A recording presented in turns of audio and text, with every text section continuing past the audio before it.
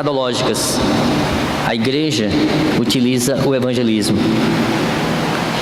O marketing, por fim, objetiva satisfazer as necessidades materiais. E a igreja trabalha para que, através da palavra de Deus, as necessidades espirituais sejam satisfeitas.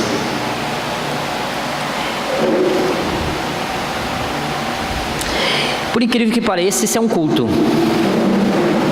Ou deveria ser.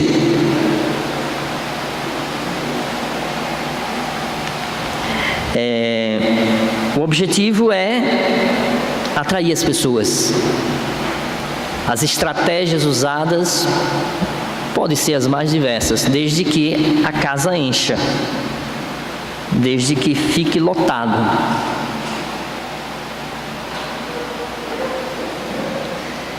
Igreja do Pão e Circo. Venha se divertir com a gente. Aqui a fé é um show. Tudo isso nós estamos fazendo uma introdução para a gente mergulhar então dentro do contexto de Miqueias, em que Miqueias viveu. Então, algumas igrejas que não medem esforços para agradar os seus clientes, porque os fiéis, na realidade, são vistos como clientes. Eles estão ali para serem agradados, principalmente se o valor da contribuição que eles derem forem poupuda, significativa. Eles têm que ser agradados, porque eles estão pagando para isso. Então eles querem sentar, terem um bom som, terem uma boa banda tocando, onde tudo se harmonize, ter um pregador que tem uma boa oratória, uma boa palavra de persuasão, de forma que ao terminar o trabalho você saia da igreja com o seu ego lá em cima. São pregações de autoajuda. E hoje já temos até pastores palhaços.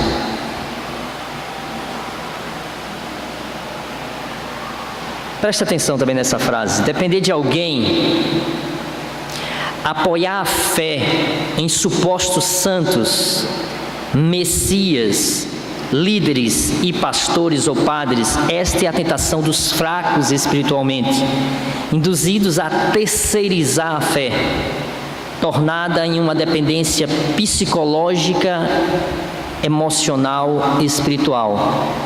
São pessoas que veem nos seus líderes verdadeiros gurus. A sua vida é pautada na vida dos seus gurus espirituais. O que esses gurus dizem, automaticamente são seguidos. Como o papo que eu presenciei no restaurante. Aonde os seus gurus dizem que é para votar, é onde o povo vai votar. E agora a gente vai entrar na lição. Só para a gente, isso é uma introdução para que a gente tenha um cenário atual e a gente vai ver como esse cenário era semelhante lá no período de Miqueias. Então a igreja, na realidade, ela precisa reaprender, irmãos, que o Rei Eterno, Jesus, é dele que vem a nossa proteção. E nós precisamos se livrar de toda confiança em qualquer recurso humano que alguém está disponibilizando para nós. A nossa proteção vem do Senhor, nossa proteção não vem de práticas religiosas sem sentidos, nossa proteção não vem de falsos deuses. Então, felizes são aqueles que confiam no Senhor. Esses são os felizes.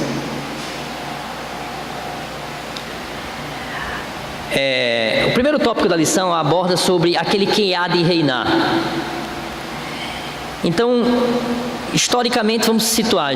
Miqueias estava aproximadamente cerca de 700 anos antes de Cristo. A profecia de Miqueias era que o povo de Judá seria levado cativo para a Babilônia.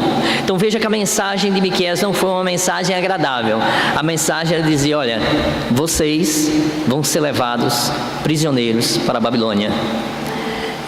Ou seja, o povo caldeu vai invadir essa terra e vai levar vocês prisioneiro. Então o povo automaticamente estava sem nenhuma esperança, desesperado com tudo aquilo que Miqueias tinha falado que aconteceria. No passado, na época do rei Davi,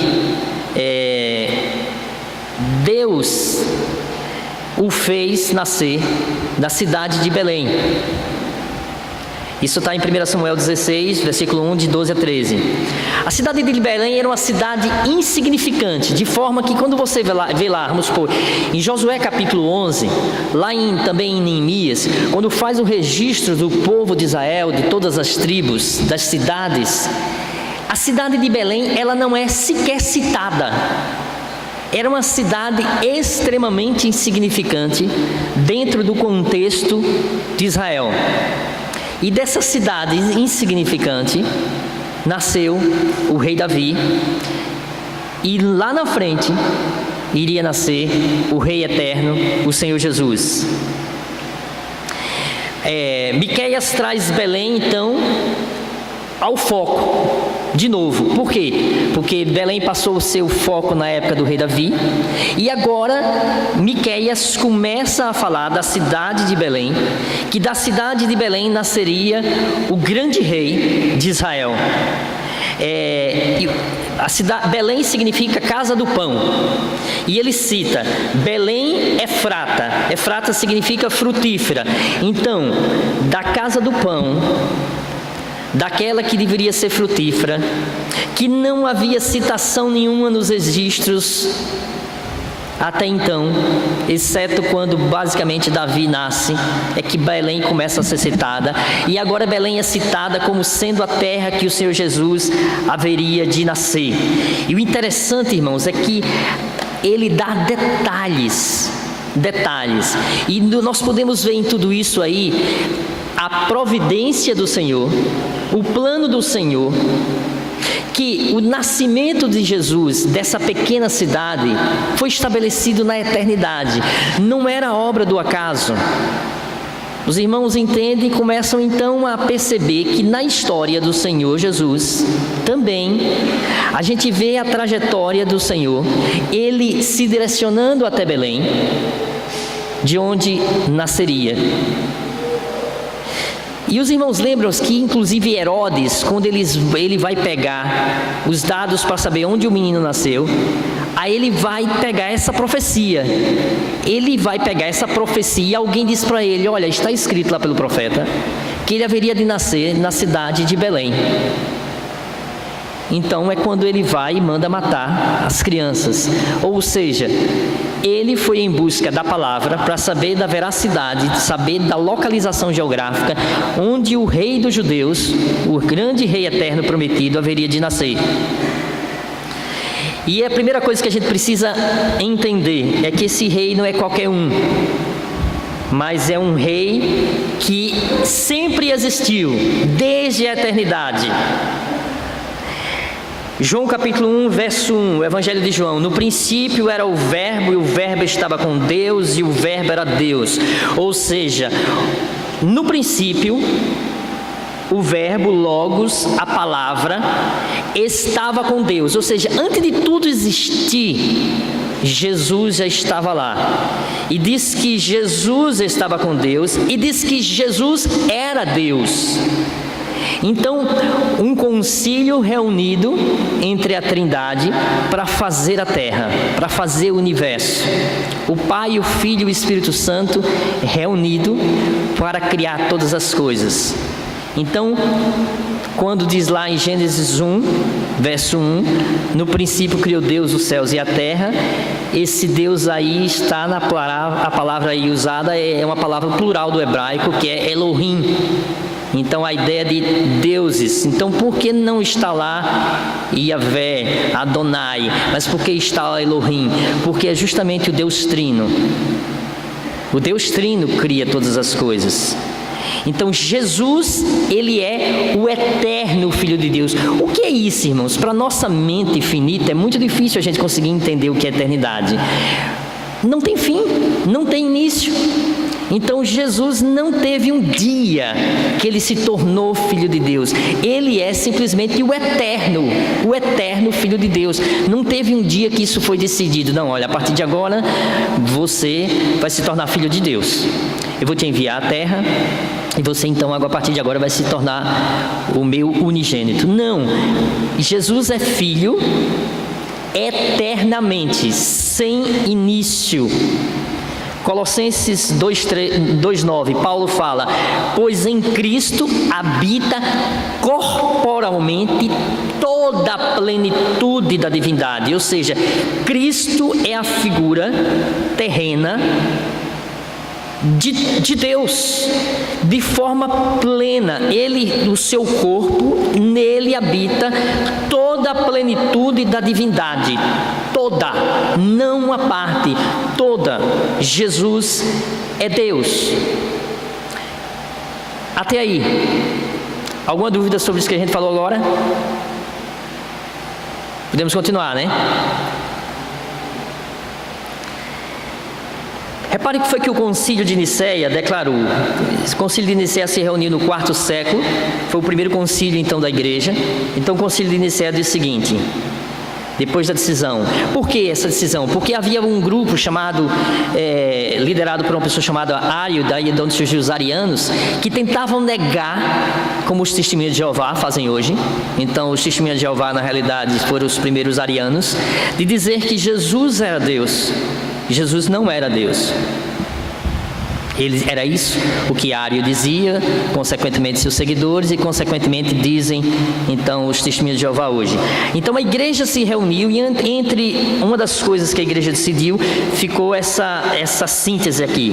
E quem quer que diga que houve um tempo em que o Filho de Deus não existia, ou que antes que fosse ele gerado, ele não existia, que antes de ele ser gerado ele não existia, ou que ele foi criado daquilo que não existia, ou que ele é de uma substância ou essência diferente do Pai, ou que ele é uma criatura, ou um sujeito, a mudança ou transformação, todos os que falem assim sejam anematizados pela igreja, ou seja, sejam considerados malditos pela igreja. Todos aqueles que pensam dessa forma sejam considerados malditos. Foi o que a igreja decidiu. Então, Jesus não teve nascimento, não houve um dia da criação. Ainda que diz aqui, olha, ainda que tenha sido, alguém possa pensar que ele tenha sido gerado do nada, né? Porque quando a gente fala que aqui tudo, nada se cria, tudo se transforma, por quê? Porque tudo vem de alguma coisa. O universo, quando ele foi criado do nada, não existia nada, né? A expressão usada lá, ex nihilo no hebraico, a ideia é que automaticamente não existia absolutamente nada, não houve uma matéria para se criar as coisas. Só que o que a igreja está dizendo é que nem isso pode se dizer de Cristo. Não teve início. Sempre existiu, é o próprio Deus, João 1, de 1 a 2, no princípio era o verbo. Eu só quero acrescentar o que diz o versículo 2, ele estava no princípio com Deus, ou seja, no dia da criação, Cristo estava lá, Cristo estava criando todas as coisas. Por quê? Ele é Deus. Ele é o Criador. Provérbios 8, 34 a 35. Bem-aventurado o homem que me dá ouvidos, velando as minhas portas cada dia, esperando as ombreiras da minha entrada. Porque o que me achar, achará a vida e alcançará o favor do Senhor. O que o texto está falando aqui, o capítulo 8 de Provérbios, ele fala sobre a sabedoria. A sabedoria no capítulo 8, ela é incorporada como uma pessoa, e a sabedoria nada mais é do que o próprio Jesus. Então, quem encontra Jesus, encontra a vida. Quem encontra a sabedoria, alcança nada mais, nada menos do que o favor do Senhor. Então, encontrar Jesus é encontrar a sabedoria, é encontrar o favor do Pai. O Pai, dentro do seu plano eterno, resolve revelar o Senhor Jesus a quem Ele bem quer e entende. E aí Ele envia o Espírito Santo para nos dar clareza do entendimento do Evangelho, revelar os mistérios do Evangelho a nós. Porque caso contrário, nós certamente não entenderíamos isso. Por isso que o apóstolo Paulo diz que o Evangelho é poder de Deus para todos aqueles que creem, mas é loucura para os que se perdem. É loucura. E quantos de nós não já tivemos esse pensamento no passado? Que esse negócio do Evangelho, de Bíblia, isso é loucura. Isso é loucura. E hoje a coisa é tão clara para nós, A coisa é tão clara. Quando nós vemos essas profecias, esses detalhes que 700 anos antes foram escritas, dando detalhe de onde Jesus haveria de nascer, de como seria a sua vida. E que ele seria um rei glorioso. Quando Jesus estava para completar a missão do Pai, ele já estava para partir daqui da terra. Olha o que é que ele pede: e agora, Pai, glorifica-me junto a ti com a glória que eu tinha contigo antes que o mundo existisse. Percebe? Jesus está partindo, ele vai entregar a sua vida na cruz, e ele faz essa oração: agora, Pai, olha, eu estou partindo, agora glorifica-me, semelhante com a glória que eu tinha contigo antes que o mundo existisse. Jesus, o próprio Deus, estava então subindo aos céus, estava para subir aos céus e assumir toda a sua glória que ele sempre teve. Aí Judas também cita isso. No verso 25: a único Deus, nosso Salvador, seja glória, majestade, poder, autoridade, mediante Jesus Cristo, nosso Senhor, antes de todos os tempos, agora e para todo sempre. Então a glória eterna do Senhor, antes de todos os tempos, e agora e para sempre. Então, eles citam aqui essa glória que o rei prometido tinha e que sempre terá, como o próprio Deus. Até aqui, irmãos, sobre essa questão do reinado, de eternidade. Alguma dúvida? Alguém gostaria de fazer algum comentário? Muito bem. Jesus como rei, e Miqueias apresenta também Jesus como o pastor do seu povo, no capítulo 2, verso 1, de 2 a 8. Então ele anuncia que haveria um terrível juízo por causa da condição com que o povo estava vivendo. Havia uma exploração. O retrato é exatamente a situação do Brasil: o hiato entre ricos e pobres, a exploração da classe média, o povo vivendo em extrema violência e ganância.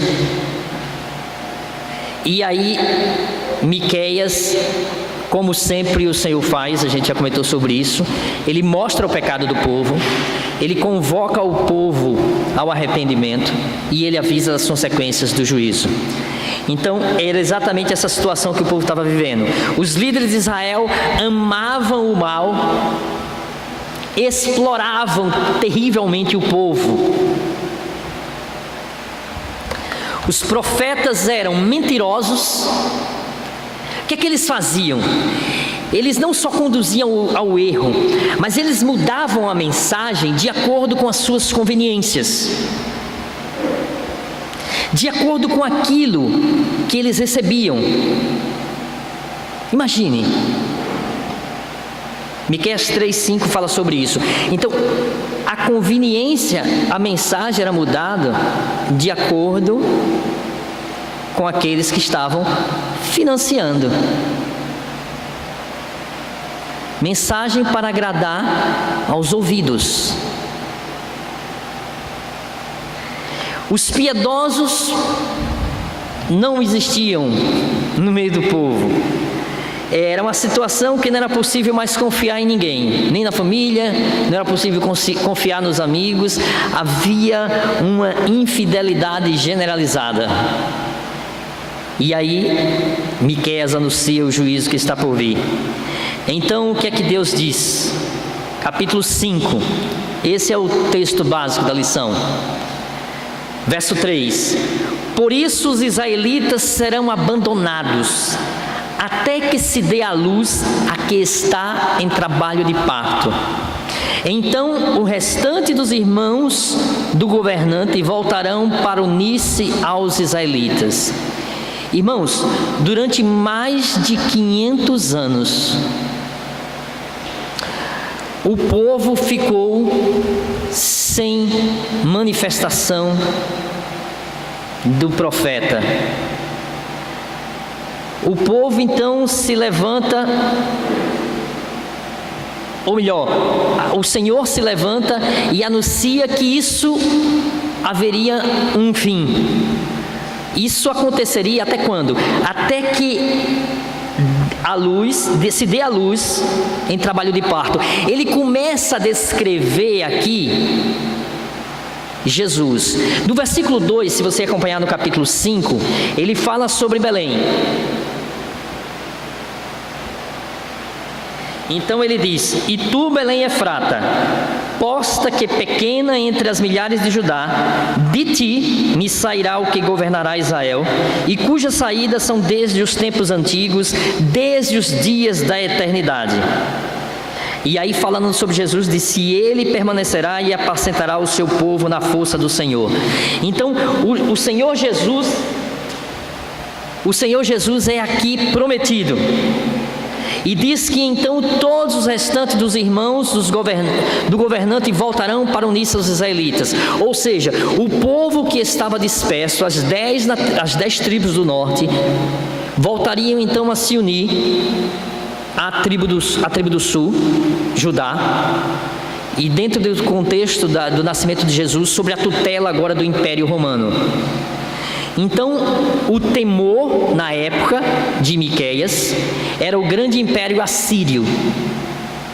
Só que o que Miqueias profetiza é que os caldeus é quem iria invadir, ou seja, os babilônicos iriam invadir e levar o povo para o cativeiro. E ele agora está falando que após então o prometido, o pastor de Israel, que haveria de nascer, depois desse período o povo seria novamente reunido, só que seria reunido sob a tutela do Império Romano. Vamos caminhando. A promessa havia sido feita no capítulo 2. Ele diz assim, o Senhor: Eu vou de fato ajuntar todos vocês, ó Jacó. Sim, vou reunir o remanescente de Israel. Eu os ajuntarei como ovelhas num aprisco, como um rebanho numa pastagem. Haverá barulho de muita gente. Aquele que abre o caminho irá adiante deles. Passarão pela porta e sairão. O rei deles, o Senhor, os guiará. Esse texto que está, essa parte, inclusive essa parte que eu grifei aqui, né? Existe uma palavra escatológica, quando o Senhor Jesus reunirá todas as suas ovelhas e haverá um só rebanho e um só pastor. Ele estará nos guiando como um só povo. E essa promessa é feita aí nesse texto que a gente leu. E aí o Senhor promete que haverá paz e vitória sobre os inimigos. E como exemplo disso, a gente pode lembrar o seguinte: Senaqueribe, que era o rei da Síria, ele chegou, em 2 Reis 19, de 11 a 13, ele chega a afrontar o Senhor.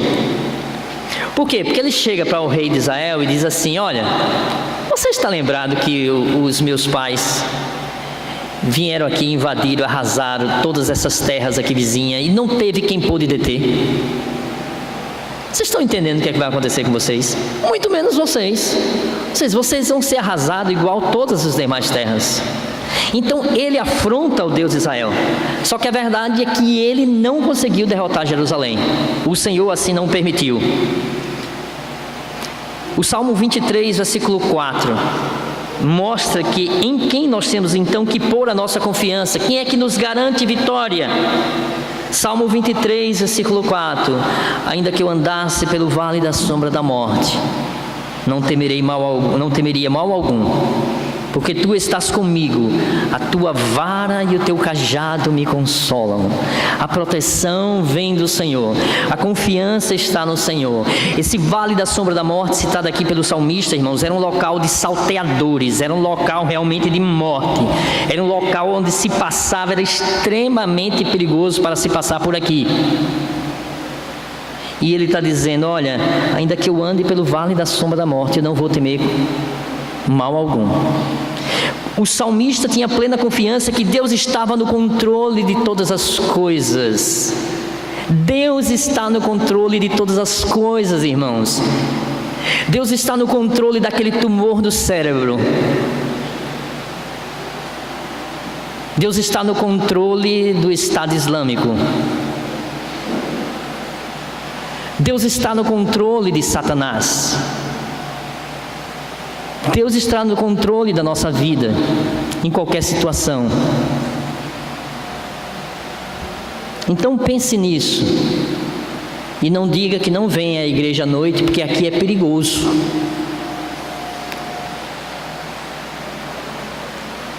Senão você não tem condições de ler o Salmo 23, de recitar, né? O salmista diz que se andasse pelo vale da sombra da morte não temeria mal algum. Aí você está às vezes com medo de andar na Geminiano Maia, porque é à noite. Você vê como o nosso discurso às vezes é tão distante da prática, né? Então a gente tem que ter a confiança de que é o Senhor que nos protege, é o Senhor, nas nossas vidas está nas mãos do Senhor. Nada foge ao controle do Deus Todo-Poderoso. Nada, absolutamente nada. E como é gostoso, irmãos, quando a gente tira isso da teoria e põe isso no coração, quando a gente vê o Senhor dizendo: olha, os limites da tua vida, você não vai acrescentar um côvado, 45 centímetros aproximadamente, você não vai acrescentar o curso da sua vida, nem 45 centímetros. Chegou o dia, você vai. Pode estar na cama dormindo, o avião vem cá em cima.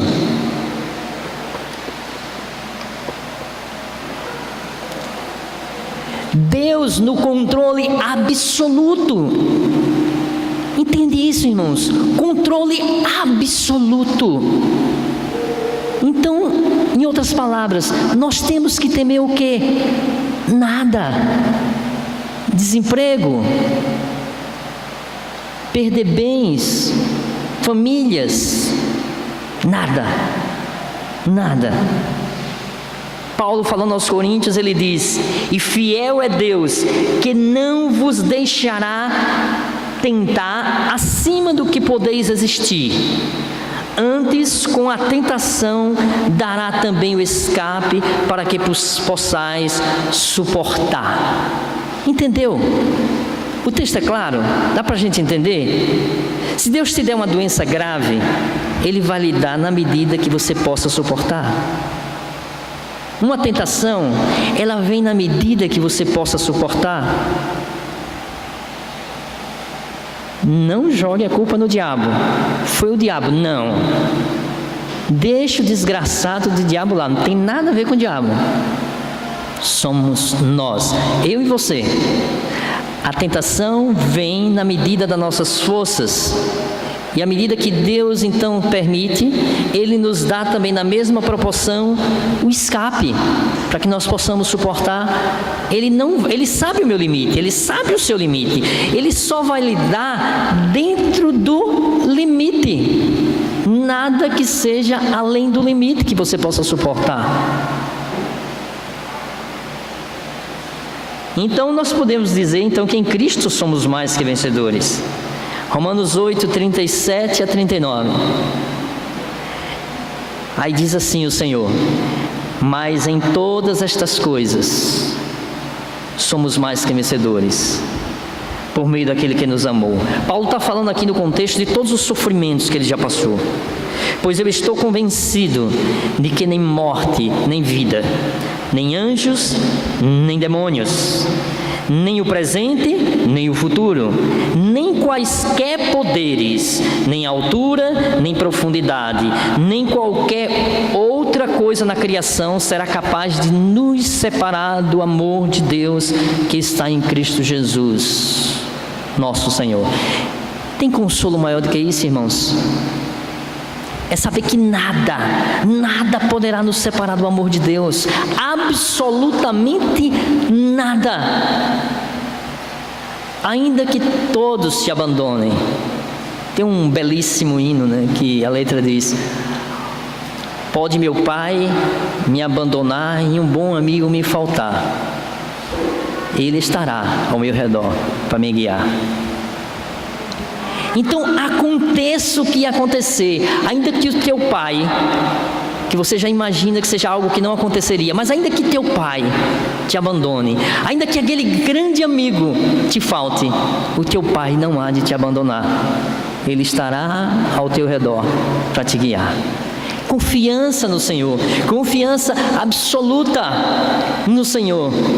Nossa confiança, ela não está estabelecida, como nós vamos ver daqui a pouco, nas coisas, nos governos, em que quer que seja. E aí o profeta fala também sobre a purificação de Israel.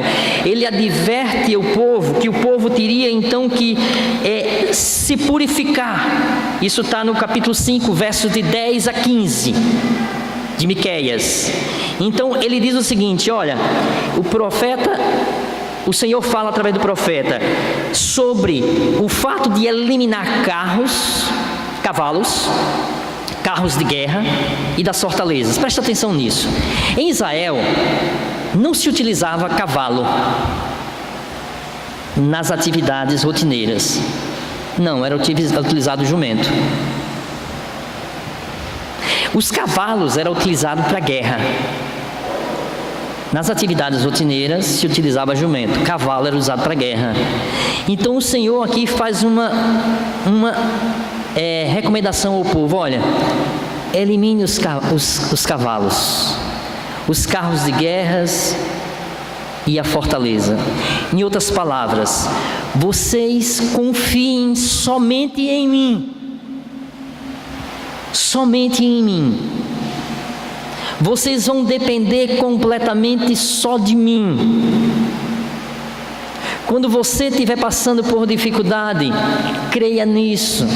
Como disse o Senhor ao apóstolo Paulo, quando clamou, e o Senhor disse: olha, Paulo, o meu poder se aperfeiçoa na fraqueza. Eu vou te manter nisso, para que você veja que você é fraco, para que você veja que você não é ninguém. Mas eu vou te aperfeiçoar. Eu vou manifestar o meu poder nessa situação que você está passando. Nessa situação. Então, às vezes nós queremos o quê? Confiar no dinheiro, na influência política, nas amizades, no nosso emprego, em tudo aquilo que são coisas materiais, depositamos a nossa confiança. E o que Deus está dizendo aqui para o seu povo: olha, vocês vão ficar completamente indefesos para entender que eu vou me manifestar diante de toda essa situação de absoluta fraqueza de vocês. Hebreus 11, 34. Veja esse texto aí também. Falando sobre os heróis da fé, diz que eles apagaram o poder do fogo, escaparam do fio da espada, da fraqueza tiraram força, tornaram-se poderosos na batalha e puseram em fuga exércitos estrangeiros. Por que esses homens que estão lá na galeria da fé fizeram tudo isso? Veio de onde? Essa força veio do Senhor, irmãos. Veio do Senhor. Não veio da confiança nas coisas que eles tinham. Muito pelo contrário. Eles reconheciam verdadeiramente que nada tinham, que eles nada eram. Mas a confiança estava no Senhor. Paulo também aos 1 Coríntios, capítulo 1, 27 a 29. Olha, Deus escolheu as coisas loucas deste mundo para confundir as sábias. E Deus escolheu as coisas fracas deste mundo para confundir os fortes. E Deus escolheu as coisas vis deste mundo e as desprezíveis e as que não são, para aniquilar as que são, para que nenhuma carne se glorie perante Ele. Percebeu que você não é como estão cantando por aí? Você é precioso mais que o ouro de Ofir? Não somos nada mais precioso do que o ouro de Ofir. Nós somos escolhidos, olha, nossa situação vil, desprezível. Não somos nada, nenhuma coisa na nossa carne, para que ninguém se glorie. Então é bem diferente do que a música diz, né? Valeu o texto lá. De quem é que está falando? Quem é o precioso ouro de Ofir? O texto está falando lá é de Jesus, né? Não é nem de mim, nem de você. Essa é a nossa situação. E Deus resolveu escolher essas pessoas vis, desprezíveis, para deixar o mundo confuso. Essa semana, né? E é muito comum a gente ouvir isso. Um colega meu, eu estava numa clínica e um colega meu fez assim. Não me lembro de quem foi que falou, que agora é convertido e tal. Aí estava do lado de uma outra colega que é evangélica, aí ela fez assim: esse povo agora que já fez tanta coisa errada e agora de repente virou crente, né? Aí eu olhei para ele e disse: foi esses que Deus escolheu. Importante que não é o que ele fez, é o que ele é agora. O que ele fez é passado. É uma nova criatura. Não importa o que fez, o que passou. Alguns erros ele vai ter que assumir as consequências o resto da vida, do seu pecado, mas é uma nova criatura. Então, e realmente, aí o mundo não entende isso. Isso é loucura. Isso é loucura para o mundo. Então, os que não confiam no Senhor, depositam a sua confiança em quem? Como eu falei, nos recursos. Deposita no seu emprego, em tudo aquilo que você ganha, nos relacionamentos, deposita nas mentiras, nas trapaças que se cria, tanto para se proteger como para atacar. Quantas vezes nós não já mentimos para nos proteger?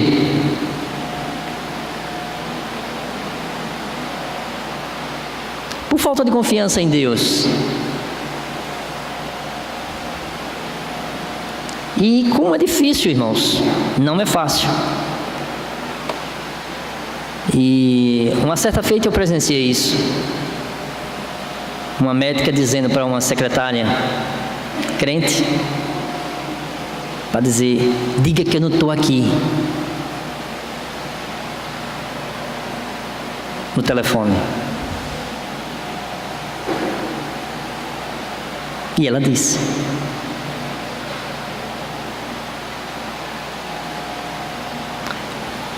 Preferiu agradar a médica, com medo de perder o emprego,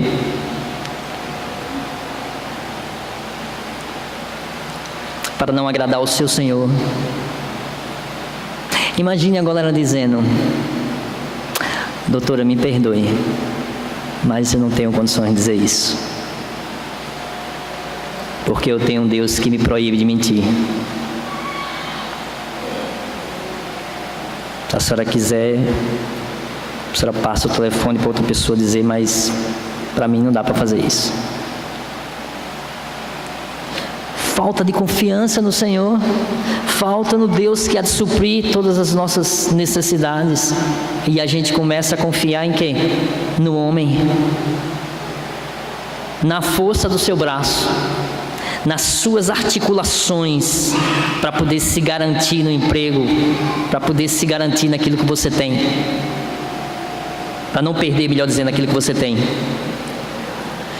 O segundo aspecto, ele abordou sobre a questão, a primeira coisa que ele falou foi sobre a purificação dos recursos humanos. Então, cavalos, carros, muralhas, recursos humanos. Aí o Senhor agora adverte o seguinte: olha, vocês também vão ter que abominar essas práticas religiosas que vocês têm. O Senhor purificaria então Israel das feitiçarias, consulta a adivinhos, práticas que buscavam o controle futuro. Isso tem a ver com as crendices, que às vezes essas crendices permeiam os arraiais evangélicos. Se consulta esses gurus espirituais, para que esses gurus espirituais então falem o que é que eles devem fazer.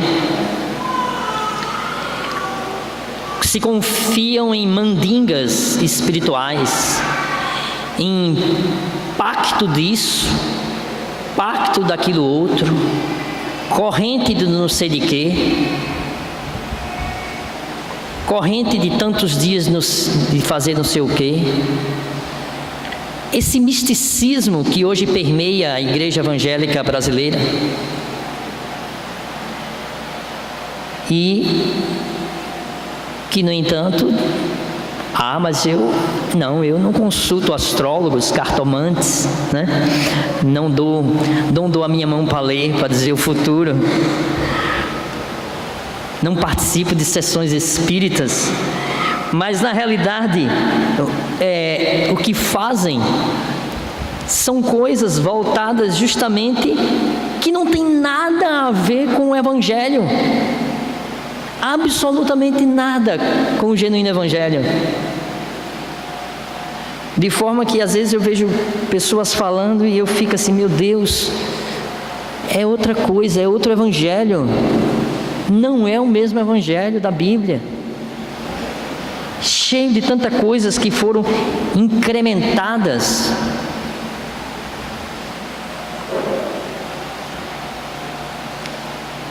Meu futuro está seguro em tuas mãos, não importa a circunstância, permanecerei firmado nas promessas que o Senhor me fez. Paulo diz em 2 Timóteo capítulo 1, né? Porque eu sei em quem tenho crido e estou bem certo que Ele é poderoso para guardar o meu tesouro até o dia final. Ele há de me proteger até o dia final. Irmãos, o Senhor não começa uma obra e deixa essa obra inacabada. Não. Ele faz tudo completo, nada ficará inacabado. A nós cabe apenas confiar. E nessa confiança, descansamos no Senhor. Descansamos no Senhor.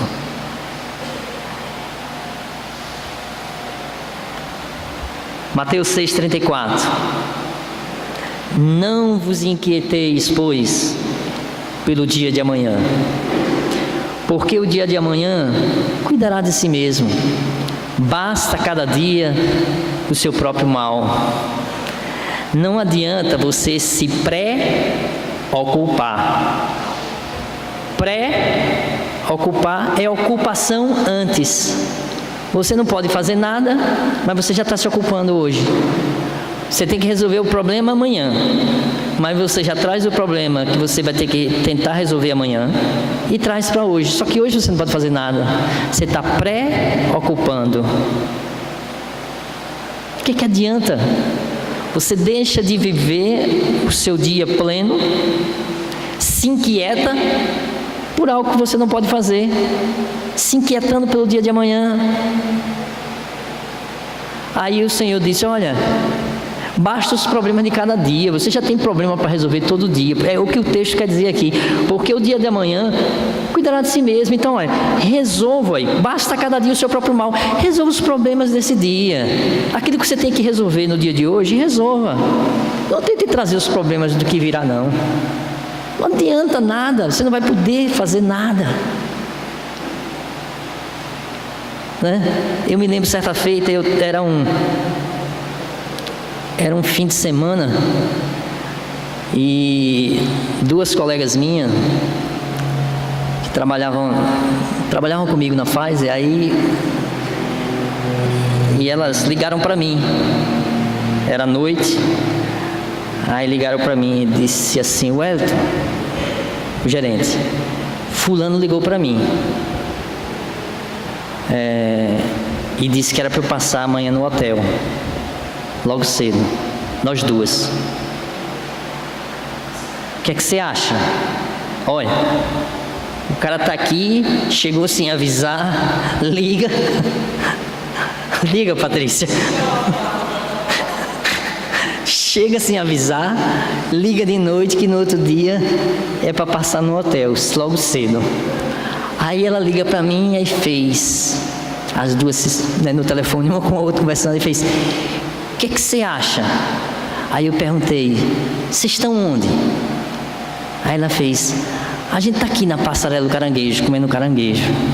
Aí eu disse: então faça o seguinte, aproveite a noite, aproveite o caranguejo, coma, se delicie nesse caranguejo. Sabe por quê? Porque amanhã, o que ele veio fazer, ele já está incumbido de fazer.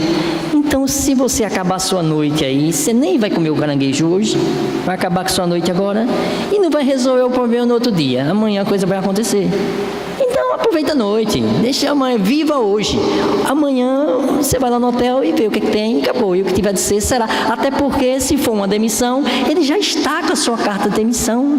A demissão não vai desaparecer lá do hotel, sabe? A carta já está lá. Aí ela fez: né? Eu disse: aproveita aí, aproveita a noite aí, como o caranguejo, né?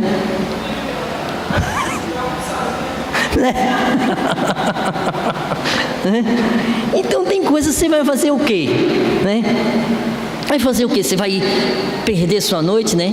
Eu me lembro que Thaís era pequenininha, aí um colega meu fez assim, primeira vez que eu fui num tal de um restaurante chamado Buraco de Lourdes, que existia ali no São Conrado. Aí alguém disse assim: vamos lá, um colega meu, vamos lá no Buraco de Lourdes. Eu disse: onde é?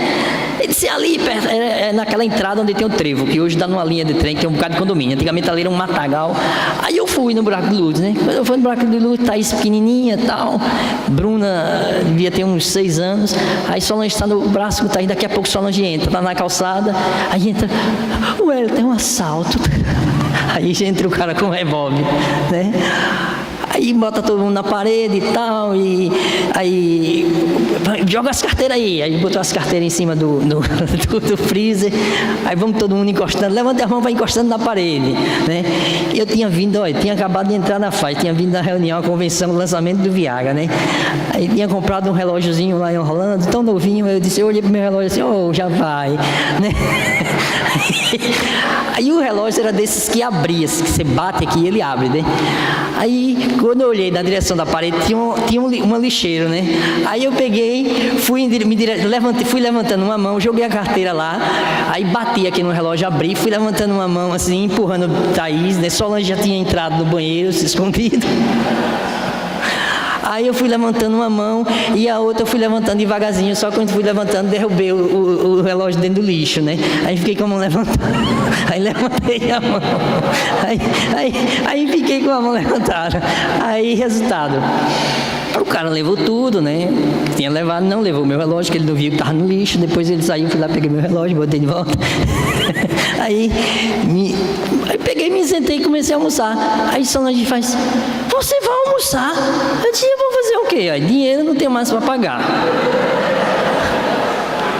Eu disse: dinheiro eu não tenho mais para pagar, né? A mulher sabe, a dona da loja, do restaurante começou a chorar, tal. Eu disse: eu não tenho mais dinheiro para pagar. Pelo menos o prato está aqui, eu acabo de terminar de comer. Aí eu continuei comendo. Eu vou fazer o quê, mano? Né? Quer dizer, já tinha perdido a carteira e agora ia perder o prato de comida também. Não, pelo menos vou comer, vou para casa com fome. Aí continuei comendo, tá, e pronto, vim embora. Então, meus irmãos, tem coisas que você não pode fazer, é relaxar. Você vai fazer o quê? É o caso das minhas colegas. No outro dia, realmente, elas foram demitidas. Pronto. Ia fazer o quê? Resultado, ia deixar o caranguejo lá, não ia comer o caranguejo. Resultado, ia perder a noite do caranguejo que já estava lá, ia ter que pagar o caranguejo que já pediu, e no outro dia ia ser demitido do mesmo jeito. Pelo menos comeu o caranguejo, aproveitou a quinta-feira à noite, né? Terceiro tópico, irmãos. Primeiro, confiança nos recursos humanos. Era para abominar os recursos humanos.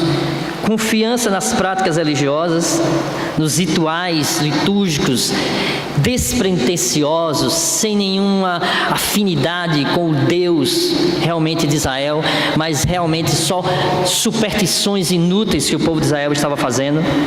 E a terceira, confiança nos falsos deuses. O Senhor promete eliminar os ídolos e os altares pagãos de Israel. O Senhor disse que derrubaria os altares de Israel, iria eliminar a idolatria.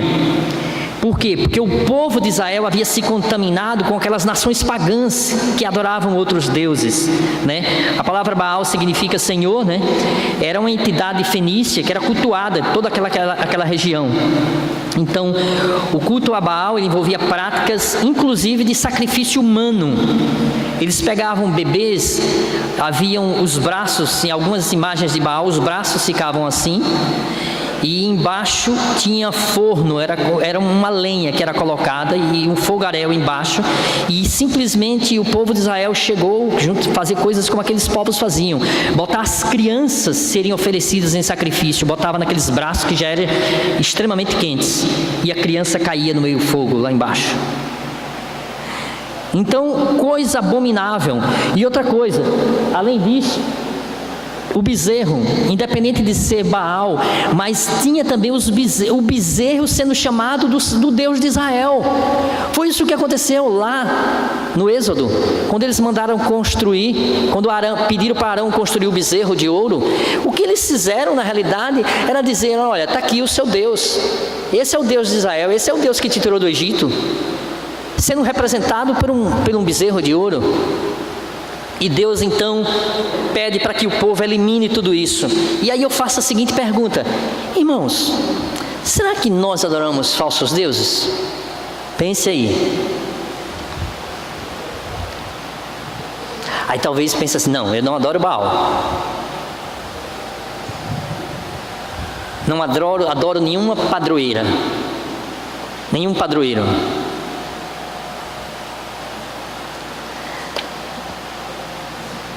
Nós adoramos outros deuses, irmãos, quando nós gastamos mais tempo com as coisas do mundo do que com as coisas de Deus.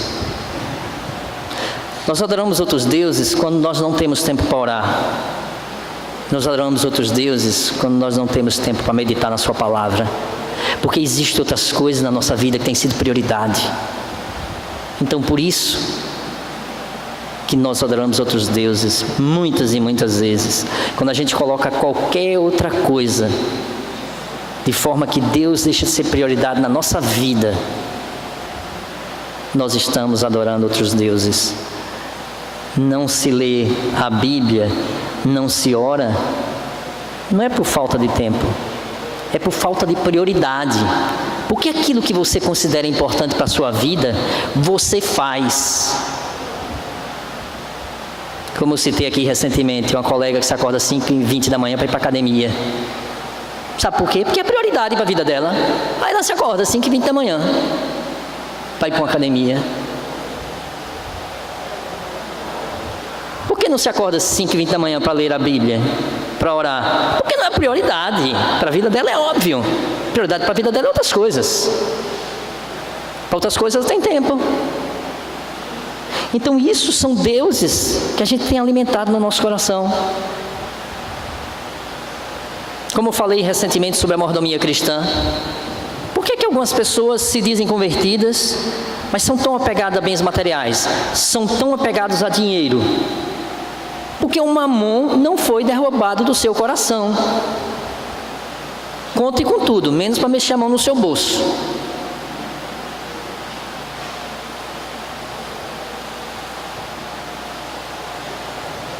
Para investir em alguma coisa do reino de Deus. Não, isso não. Isso não. Então temos tempo, tudo é uma questão de prioridade. Quando somos atraídos pelaquilo que não satisfaz, pela sensualidade dominante, ganância, cobiça, nunca estamos satisfeitos com aquilo que temos. Quando essas coisas é o nosso foco, as nossas decisões, elas serão tomadas de acordo com esse foco, é natural. É natural. Precisamos ser purificados de cultos que querem mais agradar o homem que a Deus. Deixar de servir aos deuses desses séculos. Igreja, irmãos, não é teatro, não é cinema, onde você vem aqui assistir um espetáculo. Aqui é local de serviço. Culto é serviço, é adoração. Lembra do contexto veterotestamentário? O povo ia lá para servir, para ofertar, para entregar o seu sacrifício. Levava o seu animal, entregava o seu sacrifício. E não me entenda mal, tá? Não estou falando sobre aquilo que dizem os canalhas da fé de muitas igrejas hoje neopentecostais. Mas eu estou falando sobre a expressão exata do que significa cultuar, prestar um serviço ao Senhor. E às vezes nós não estamos fazendo isso. Ficamos envolvidos nas práticas religiosas, que é do tópico 2 que a gente viu. Práticas religiosas, infrutífera, que amanhã, segunda-feira, não tem impacto nenhum. A vida continua do mesmo jeito, de segunda a segunda. O que a gente assiste na escola unical, participa na escola unical ou no culto à noite, não tem impacto nenhum no nosso dia a dia. Estamos finalizando, concluindo. Jesus foi o rei prometido para sempre, e sempre existiu. Ele é o rei eterno. Segundo, Deus é quem nos dirige, é quem nos dá segurança. Nossa confiança tem que estar fundamentada tão somente no Senhor e não em coisa alguma. Terceiro, Deus eliminará a vã confiança dos recursos humanos e na falsa religião, nas superstições evangélicas. E por último, os escolhidos de Jesus é um povo zeloso e de boas obras. Ah, eu sou escolhido, bênção. Você evidencia isso na sua vida? As pessoas que te cercam conseguem evidenciar isso através das suas obras? Se não, tem alguma coisa errada. Tem alguma coisa errada. Não dá para dizer que é um escolhido de Jesus e não se evidencia isso no dia a dia. Finalizo, irmãos, com o texto de Jeremias 17, 7. Bendito o homem que deposita a confiança no Senhor. Nossa confiança tem que estar nele. Deposite sua confiança no Senhor. Viva cada dia, aproveitando o dia que Deus te deu. Deixe o amanhã pertence ao Senhor. Ele vai cuidar do nosso amanhã. Nosso amanhã está nas mãos dele. A nossa vida está nas mãos do Senhor. Aconteça o que acontecer, somos do Senhor. Somos o povo que vivemos pelo que cremos e não pelo que vemos. Somos o povo da fé. Que Deus nos ajude, que Deus nos dê sabedoria para poder estar dia após dia agradando ao Senhor em toda a nossa vida. Vamos orar? Não, Vera, pode vir aqui orar pela gente, por favor.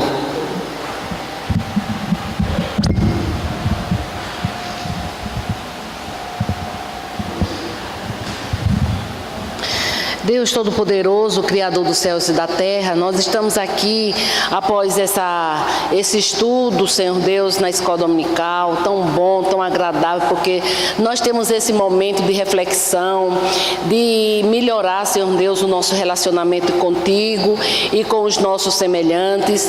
Pai, muito obrigado pela vida de Wellington, que estuda e que compartilha aquilo que ele estudou, que ele sabe, conosco. Muito obrigado, Senhor Deus, por essa lição tão preciosa e que nós possamos tirar proveito de verdade, não somente ouvir, mas refletir e mudar algumas coisas em nós que precisam ser mudadas. Ó Deus, muito obrigada. Durante todo esse dia o Senhor nos conceda a tua paz, a tua graça, a tua misericórdia e que à noite nós possamos retornar aqui para glorificar o teu nome, para te exaltar, para dizer que amamos o Senhor de fato e de verdade, e à tarde nós fazemos alguma coisa em prol do teu nome, do teu reino aqui na terra. Que nós não fiquemos, como o irmão falou aqui, tendo outras prioridades, porque o dia do Senhor é o dia que nós reservamos. Ó Pai, se é domingo, a gente reserva o dia para fazer algo que te agrade. Eu sei, nós sabemos que todos os dias nós temos que exercitar nossa fé na prática, mas o dia de domingo é um dia especial. Ó Deus, fica conosco. Muito obrigado por todos que estão aqui, Pai, que viemos para receber de Ti uma porçãozinha para o nosso crescimento espiritual. Muito obrigada, Senhor. E todo louvor e toda a honra nós te damos, em nome de Jesus. Amém.